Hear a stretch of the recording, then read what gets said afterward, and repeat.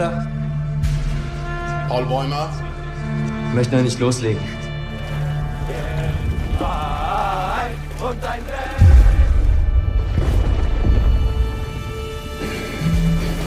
Wir sind jetzt an der Westfront.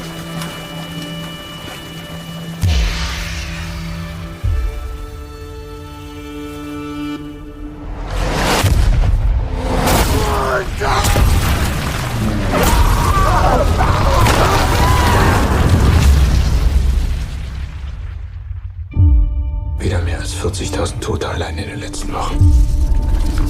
Es ist vorbei.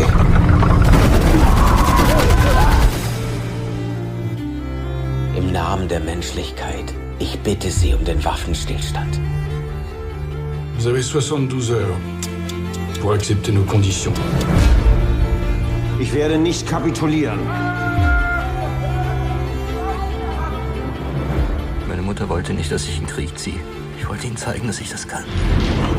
Ach, Paul. Ja, mal nach Hause kommen.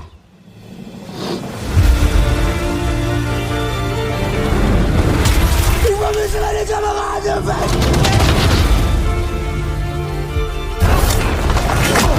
Schließen wir Frieden. Es tut mir leid. Ich habe Angst vor dem, was kommt. Du musst jetzt tapfer sein. Für die, die es nicht geschafft haben. Für uns alle.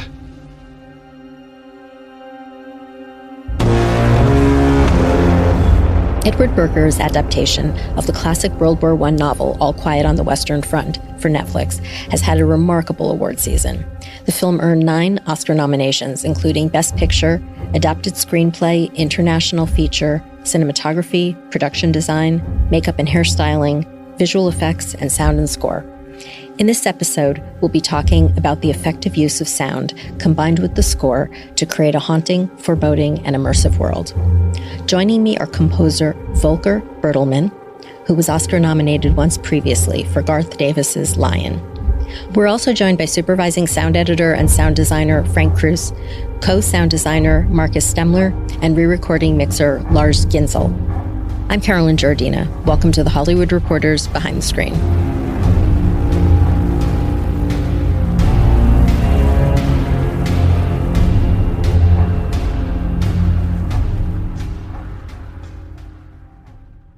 Welcome and congratulations on the film and on your nominations. Yeah, thank you so much. Carolyn. Thank you so much. Thank you. Thank you for having us. So let's start when you first began talking about the project with Edward. What were some of the things you talked about and what you wanted to accomplish with the sound and the score? Volker, would you like to start? Mm-hmm. Well, I was in Berlin for a screening, and I was maybe the latest who was coming on board. So when I saw the film, it was already very much in a very good shape.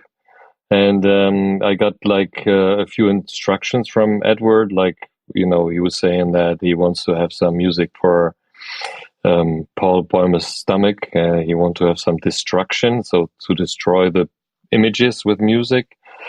And he wanted to have a snare drum that isn't played by somebody who can't play the snare. That were the 3 things that are the 3 sentences I received. And the other thing was that he asked me to do something that I've never done before. And that was mainly it. So I went back home. And I saw the film already with a lot of, battle sounds. And they were not finished, but they were already in a shape where I could imagine that there will be loud noises mixed with music. So I had to find a way of, places in the music where I can place the music so that you can hear it properly. And so my first thought was that I might have to find a small little element that is actually the beginning 3-note element that I can use in little gaps when the explosions stop. And then I can have that harmonium playing these 3 notes. That was the first initial idea. Yeah. Edward sent me a script probably a couple of months before they started prepping and the shoot. And Yeah, I went through the script and was blown away from what I read there, and knew immediately what the challenges we would be facing in terms of the vehicles, the trucks and tanks from the time that are super hard to source or record in post. So I got in touch with the production sound mixer, Victor Praschil, and we had a long online conversation about what elements to try and record during the shoot, or which ones were really crucial to record on set, because this was pretty much at the height of COVID in Europe, and especially the Czech Republic. So there wasn't even the slightest chance for us to go on set and grab extra sounds like we normally used to do. Like on other shoots, I would always try to encourage the sound recorders on set to grab as many wild tracks and extra sounds that are unique to the location as you can. But of course, they're super busy, getting clean dialogue, and there's very little time. So it's pretty rare that you can have a giant crew of a couple of hundred people on set wait on sound for like a 3-minute extra take. So we made a big list of things that would be great to grab on set, and he brought in extra microphones and additional helping hands who would always, like, in the in between takes or whenever there was a chance to grab a couple of hundred extras they had on set, to grab them and ask them to run through the mud or roll around in the dirt and die for sound again. And so this list was the start. I wanted to get out of the way and kind of brief him that these were really crucial. And then I did a lot of research on actual recordings from that time. So I dug around and tried to find possible early recordings, because the wax cylinder was already invented. So technically it would have been possible to record. Though I'd imagine that the availability, I'm sure, was very limited. Yeah. It was very unlikely that someone would have had the time to record, on a sensitive instrument like a wax cylinder recorder in the trenches. So that was out of the way. So to be clear, did you use anything in the end that was archival? No. There's really one recording I came across, and that was it's really, really lo-fi, obviously, tons of crackle and nothing we could possibly use for this. Obviously, it was just too old, too vintage, but it gave you an idea. Yeah, like you could hear like details like gas cylinders firing off. But later I came across another article about this recording that said it's allegedly a stage recording from that time. So it turned out it's not really 100% confirmed that even that recording is 100% authentic. So but the main inspiration was really reading articles and especially written records from the time, because there were many writers, German writers, that went to the front, like Remarque himself, and they wrote back home to their loved ones and describing the horror of the soundscape they were faced with every day, the barrages of ongoing like 24-hour mortar bombardments and stuff like that, and they had very detailed, almost musical descriptions of how those sounded. And that led me to kind of the idea that it wouldn't make sense for us to try and recreate a scientifically correct soundscape of World War I, where it's, the exact gas cylinder, canister or the exact grenade would fire off on screen, etc. So we decided just to tackle everything from an emotional perspective. Let's talk about some of the equipment that you had to record. Well, Victor, he did an amazing job capturing the vintage vehicles they had on set, like the trucks, for example. We knew that these vehicles would be super hard to come by, like in after the fact, after the shoot, like 6 months later in Berlin, and we didn't know what would happen in terms of COVID, so it was really crucial to capture those on set. And he did like multi-track recordings of all the vehicles, like the limousine. There's a very broad recording of that one with multiple onboard microphones inside, outside, and he recorded all the props tank that they had on set, and so that became the basis and fundament to. And we did design and add more sounds, obviously, on top of that. But what was great about those recordings, because they somehow had like how should I say this, like a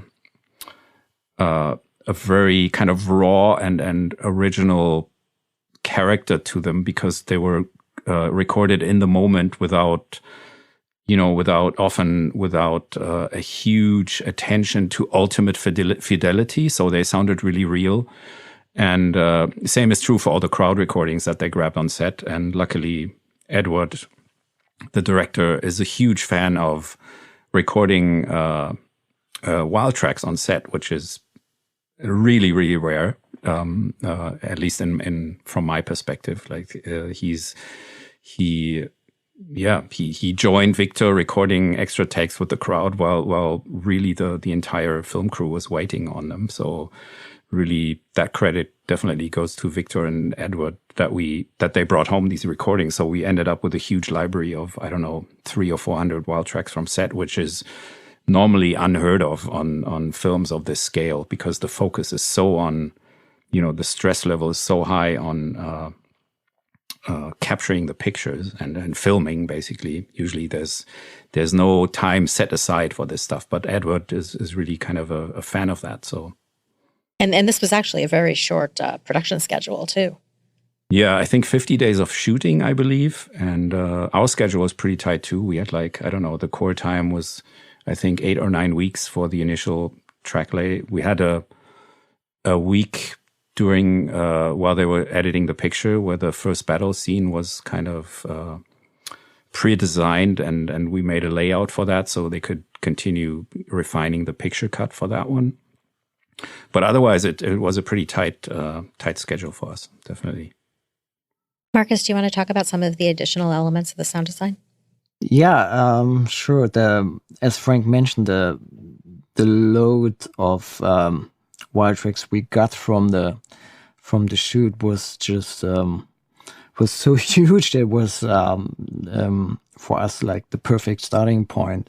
Of course, you add tons of additional elements on top of these of the elements or the recordings we got from set, but it already gives you a perfect idea and a lot of inspiration too, how to treat a scene. And because there are also not just in the wild tracks, but also in the rushes themselves, you would hear explosions from the set or gunshots, and sometimes from a very interesting sonic angle. And there were lots of snippets that had a lot of character, and we went through lots of recordings and then just grabbed those little pieces and combined them and built something new out of them. So the inspiration with that came from all these wild tracks were incredible. What are some of the things that you recorded? Yeah, well, I would think maybe what's interesting, we added a lot of heavy metal recordings, which we used for the tanks later on, because that was something that they didn't have, that metallic character like the prop tanks. But for us, it felt like an interesting aspect of the vehicle's story rise, because they were so resistant against bullet impacts that was very important to get that aspect across. One of the things that Markus mentioned was the character of the sounds that Markus and Frank created, and I think that's one of the things that's really standing out in terms of the material that they brought to the mix, and because every single explosion in itself had its character, but they were able to create character for those different kinds of explosions depending on what kind of if it was a motor or if it was a heavy gun fired, or the German guns as opposed to the French guns. So everything was very distinct in its character and was just really easy to read in its emotional impact, and so I think that's something that really struck me when mixing everything, like how much character each and every of those sounds had, and how many layers were used to create those kind of characters. Outside of the production sound, did you go out and find some weapons and make these recordings, or did you use library material, or was it a combination of both? It's a combination of both. Like like Markus mentioned, we extracted a lot of the props gunshots that were coming in over the microphones of each characters. Like Victor had came up with this idea of mounting 2 lav mics, radio mics on each actor. So the idea was to have one in the helmet and one on the body. So one of the microphones would always turn around with their heads, when they moved away from camera. So to capture all the close-up breathing. And they had also very different gain staging. So one microphone was gained up a lot to capture the quiet breathing and would completely overload on a close-by fire or a squib or a grenade blowing up next to them.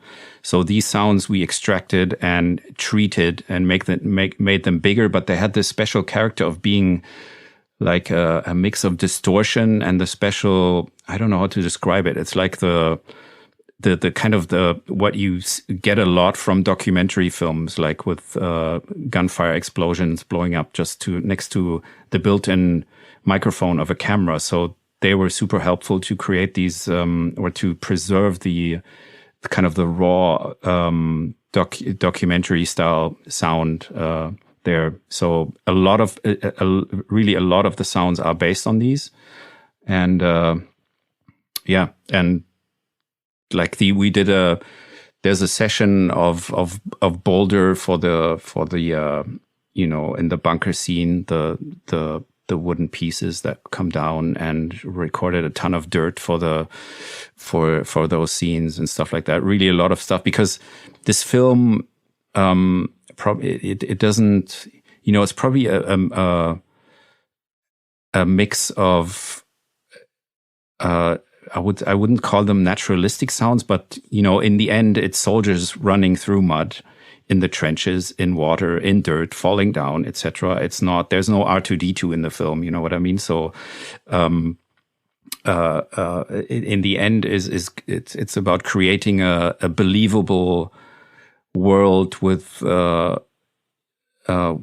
excellent Foley team, and to be able to shift in and out of the first person point of view and how do you say, a documentary kind of camera perspective. So, and then we recorded some stuff for the flamethrowers, and like the Foley team, they have a dummy. It's made of ballistic gel. It's like the half of a human torso, I would say, or let's say it's a torso, and it's made of ballistic gel, which is normally used to probe and test bullets in forensic investigations. It has the same density as human flesh and is as heavy. So it's a super heavy, like a dummy that you can throw around, and recorded that for extra body falls and stuff like that. Threw it off the roof of our studio, and yeah. Well, we brought some clips. The first one is called Bunker. Lars, would you actually like to introduce this and talk about some of the elements and your approach to that scene? It's the first real heavy assault on the boys when they're in the trenches, and so basically they just run for the bunkers and try to wait there, and then they the grenade fire comes closer and closer until the bunker collapses. So it's in the nature of the scene is that it's just getting louder and louder and louder until everything collapses. In a way, so the difficulty in a way was because we're coming out of a moment of silence, which really helps to set up everything, to set up the ground for being able to raise the volume like we have to do. But we're still coming from a music cue when we have those first explosions, and one of the difficulties throughout the whole film was that there's often loud things happening one after another, and we still needed some extra space to move up to in terms of dynamics, so it would not just feel like a big cacophony, being more and more in the end. So all those little pauses were really crucial in creating that. So once we get inside the bunker, there's a pause in the fire of the grenades, and so we really try to calm things down for that moment before like the real chaos starts. So it starts with a bit of chaos, and we think like, oh, that's chaos, and then the second step is the real chaos when the collapse happens. I could actually see Lars sweating, keeping the levels. I saw him in the mixing stage when I visited them. He was like, "Oh my God, it's so much level," you know. I remember, and I think that was I was always surprised that in the end, you know, it in the cinema it didn't sound like, you know, that it actually had such a dynamic, which was fantastic. I mean, that's one of the challenges when you're actually mixing it, or and when you're in the mix and working on these loud and long sequences, just not losing your ears and not losing your focus. So you really have to know what you're doing.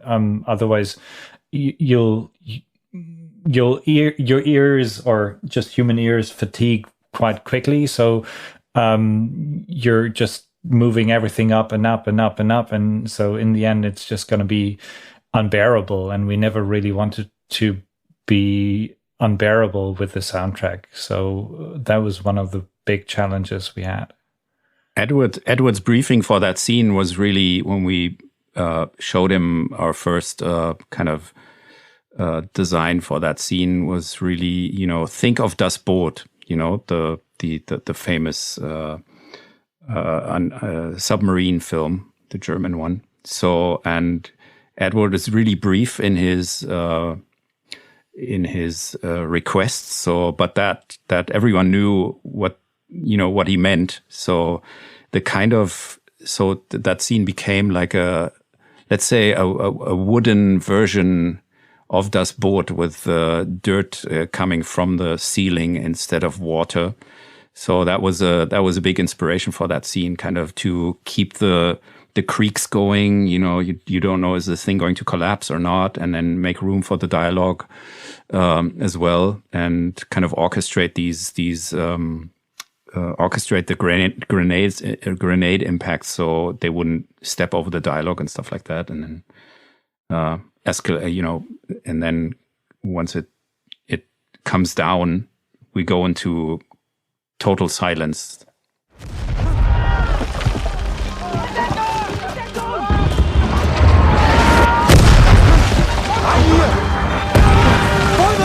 Ihr zwei hier stehen! In den Bunker! Rein!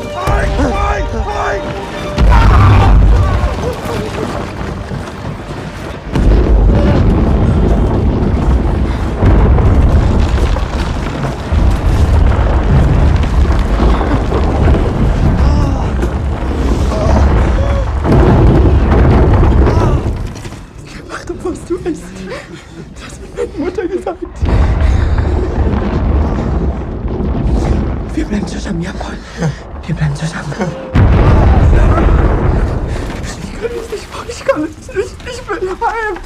Ich will heim. Volker, let's talk about the score. For the giant chords in the film, I understand you used a refurbished harmonium? Yes. Please tell us about that instrument and why you chose it.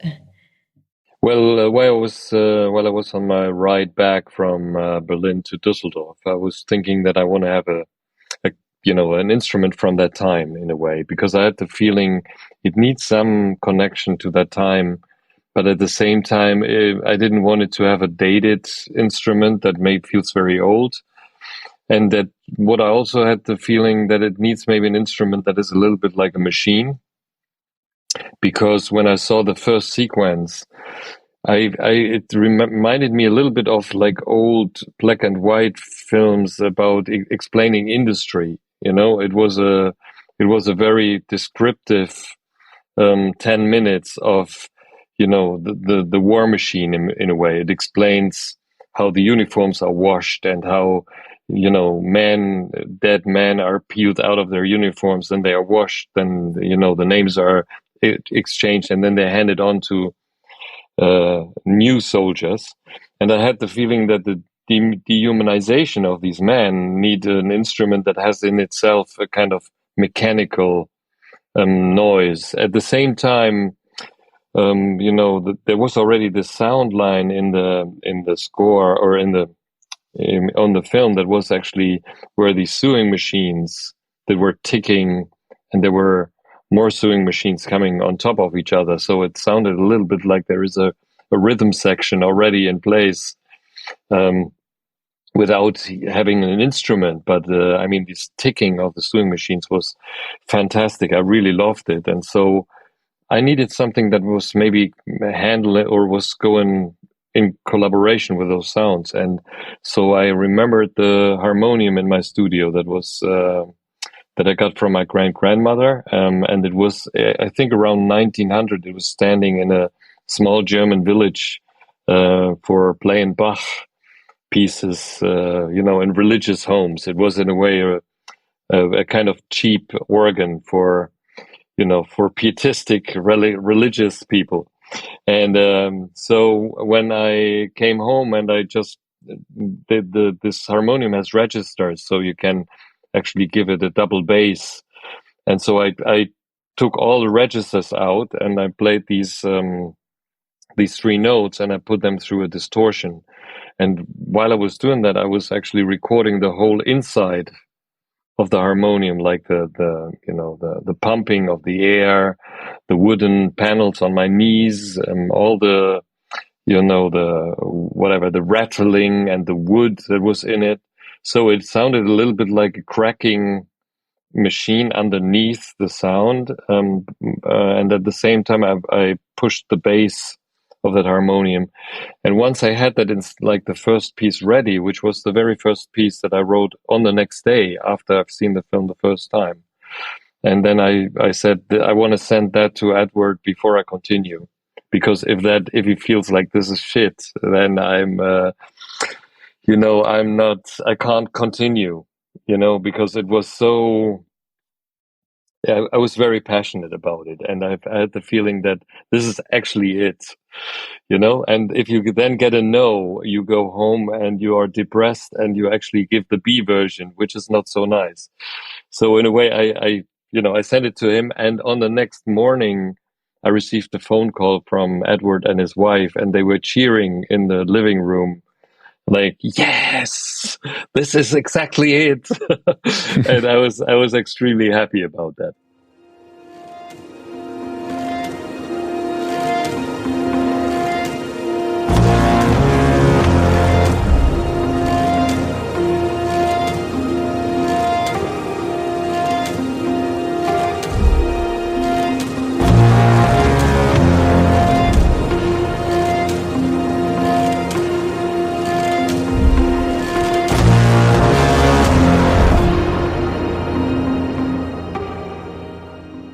It really played such a role in just conveying what Paul is feeling throughout. That combined with all of the sound work.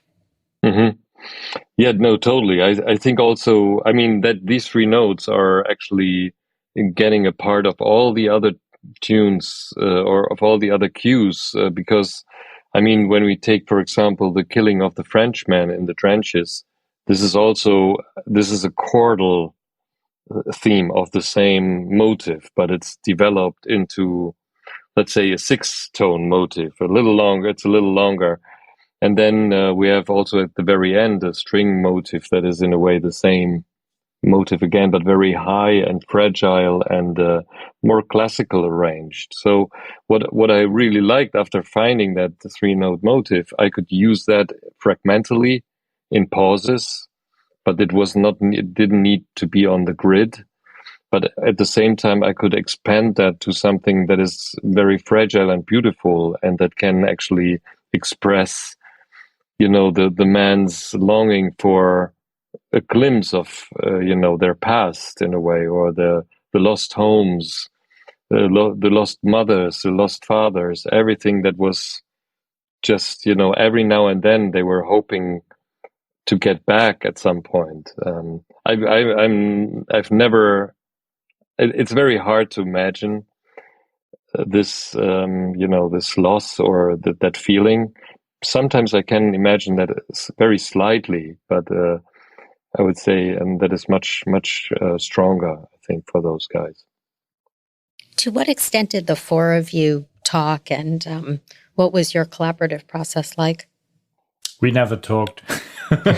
No, just joking. Oh, yes. No. Actually, the scene you talked about earlier, the uniform recycling montage, was something we worked on early on without music, I think, initially, because it was about getting the transition of the sewing machines to the single sewing machine, the sewing machine turning into a machine gun, constant machine gun fire that then cuts to the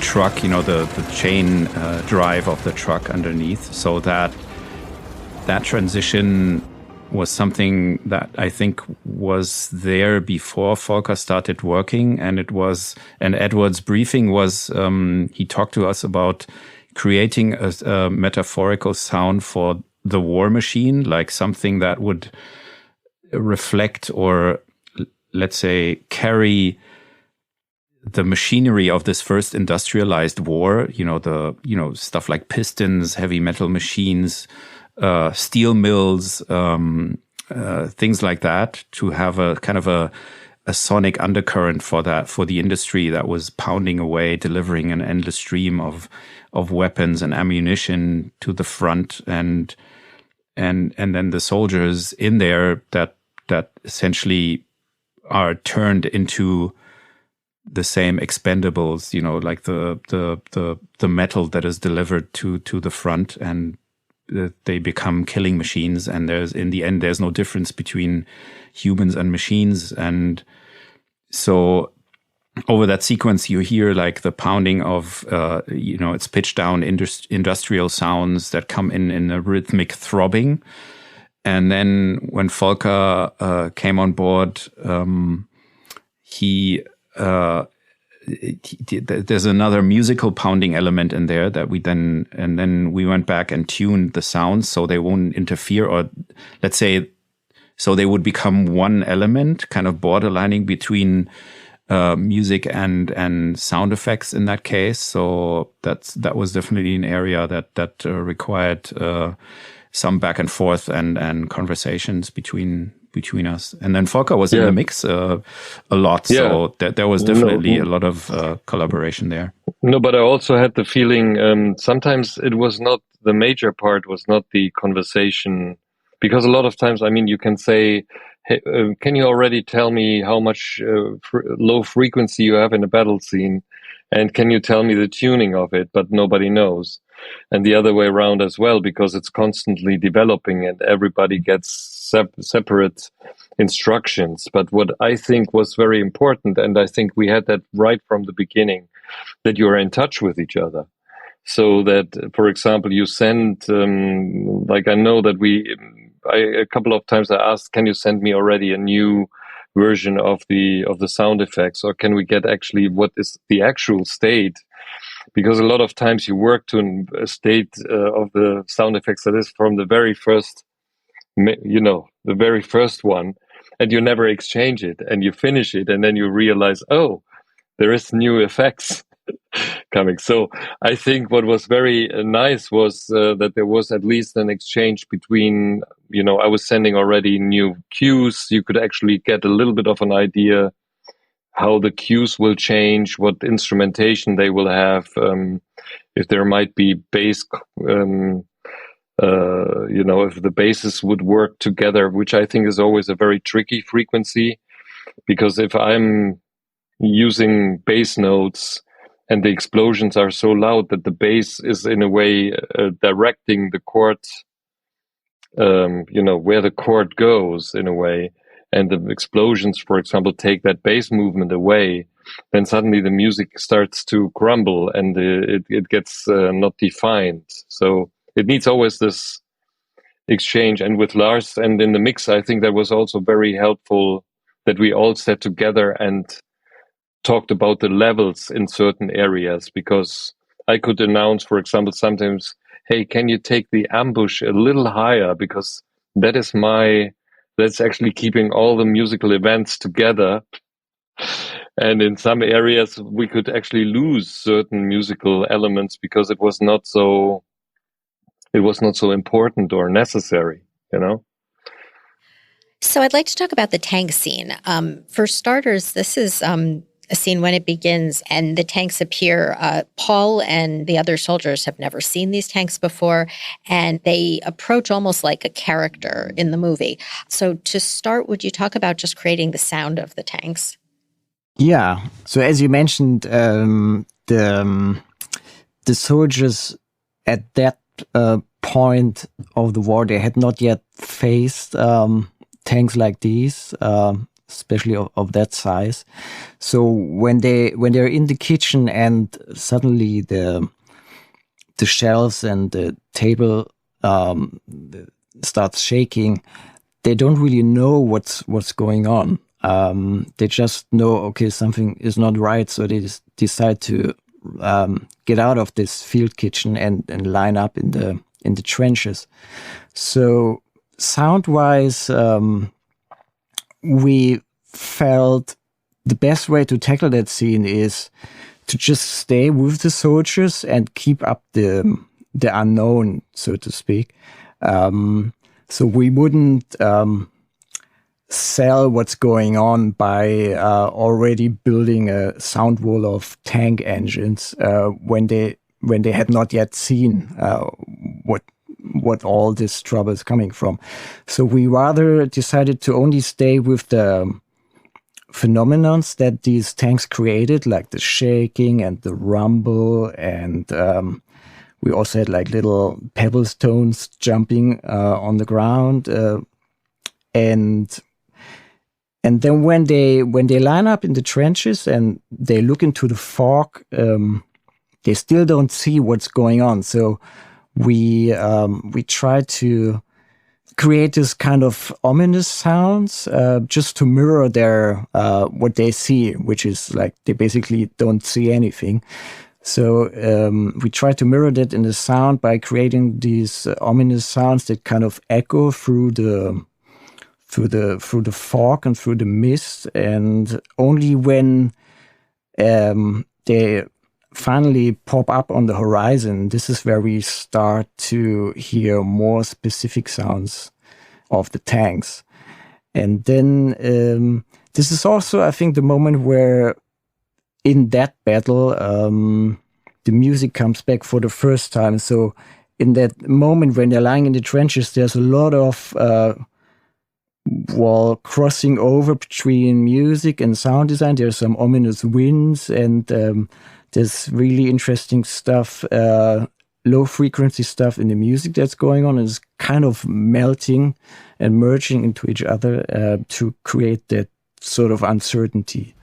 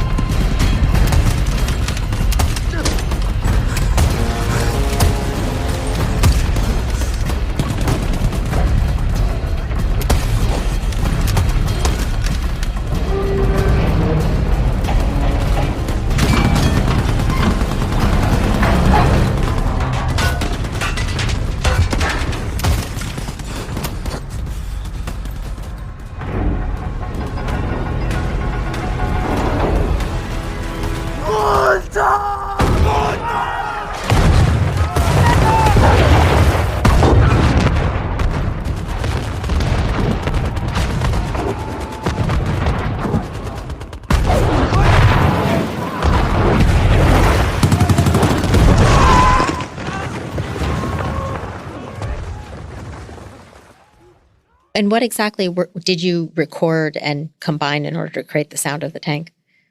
So the tanks consist of a bunch of layers. First of all, we had these recordings from Victor. He managed to record the engine sounds of the prop tanks. And these worked well as a foundation for us. And then it was very important to address the aspect that these tanks were really resistant against bullet impacts. That was a new thing for the soldiers, that these tanks were just like, all these bullets would just tickle the tanks. So it was very important to pronounce that metal shielding of these tanks and turn them into some sort of, we used to call them iron beasts because they were so solid. So we recorded a bunch of heavy metal elements, like singing metal almost, to give them an almost kind of an animalic touch. And then we added things like, pile drivers and hammers and all sorts of like metal sounds that, little snippets then created the chains and stuff like that. I think one element is it's actually a ventilation shaft, like an old metal, like from an air conditioning system. It's like a big, how would you describe that? Like a square shaped pipe. So that was kind of, how do you say that? Like played like an instrument, scratched with forks and screeches, and that was then pitched down to create the kind of the howling you hear as they approach. Oh my God. Yeah, it was really, the idea was to turn them, have no engines really, and keep them, turn them into almost like the air monsters, essentially, iron monsters, like Markus said.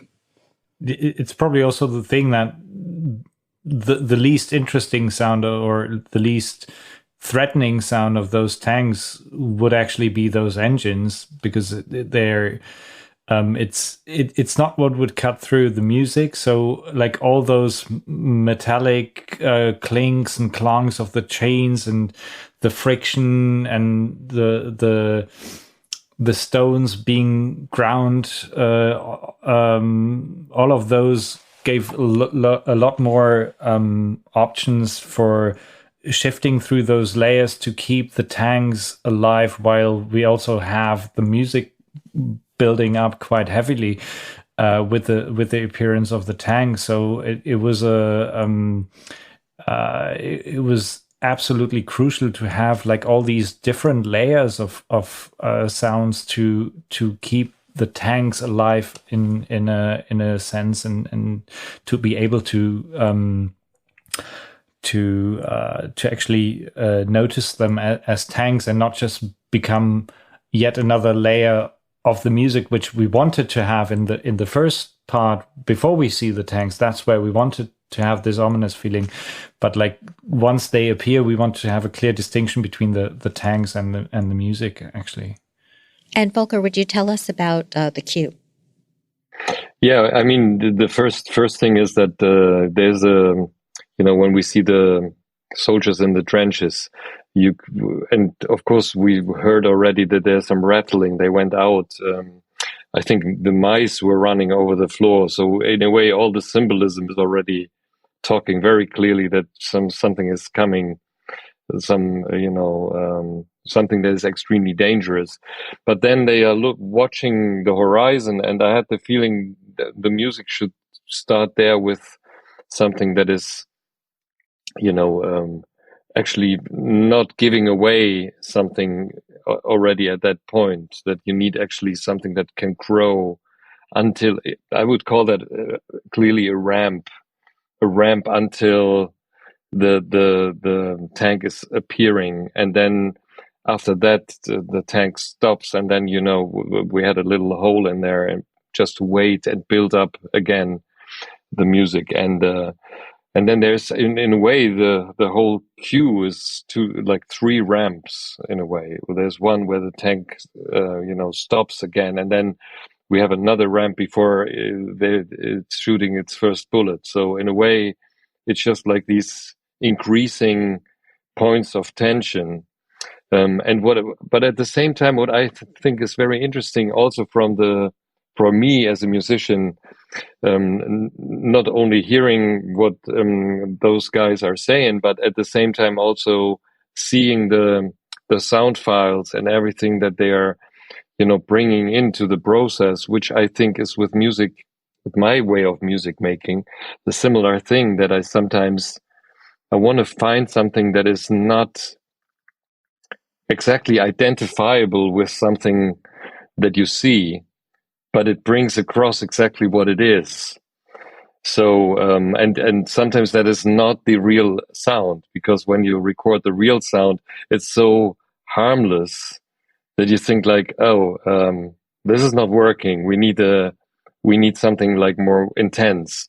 So what I tried a lot with my cue, I worked with a contrabass player from Berlin called Jair Klotman, and he recorded for me a lot of like very like low bass, you know, I would say treatments in a way where he was like scratching and, you know, making these slaps that are sounding like you know, like something is falling down a cliff on a metal plate, but there was something so rudimental in that sound. I wouldn't be able to find a sound like that in my library. So I was very happy about him. And there's also the ramps are so dangerous in a way when you listen to them by themselves, because it's distorted contrabass played like 8 or 9 or 10 layers on top of each other, slowly coming back and on and on and on. And this is when I heard those from him, I was saying this is exactly what I want.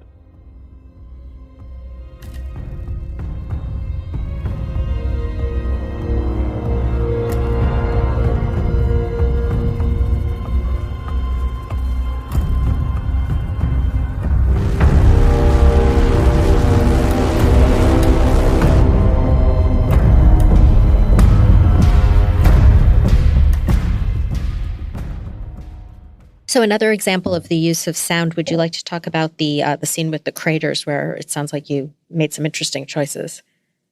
Yeah, so there's this moment when after Paul has killed the French soldier and is kind of, and there's this strange time jump where it cuts to the wide shot and he just sits there all alone and devastated and exhausted. We brought in birds to kind of create this moment of weird peace and exhaustion for him, like almost like we try to enter his mind, looking up the sky and wishing himself away from that horrific situation. And to emphasize that, which is kind of the concept for the whole film, we didn't use a lot of like designy stuff, like weird sounding drones and things like that. Most of the shifts that we try to create, we want to keep them, or we wanted to make them feel still naturalistic, like in the shell shock moments under the, after the bunker collapses, or when in the tank attack sequence where he sees his comrade being killed, and then in the crater we went for this really simple idea of adding birds that didn't make sense at all from a logical standpoint. Why would there be birds in that field? But it kind of carried, the idea was to add something that again has an idea, a metaphorical idea for that emotional situation. So those birds are actually swifts and swallows in there, and they're not even present in Europe in winter because they fly south in winter. and they rarely land on the ground. They spend almost their whole life in the air. They even sleep in the air. So that was kind of an interesting, let's say, I mean, for the people who don't know all of that, they will just hear birds tweeting. But if you want, you can find a bigger, or let's say, a more poetic, metaphorical meaning in that sound, and the sound of the birds itself created this kind of peaceful, strange, lonesome moment, which we thought was really beautiful and connected to Paul's emotion in that situation. So.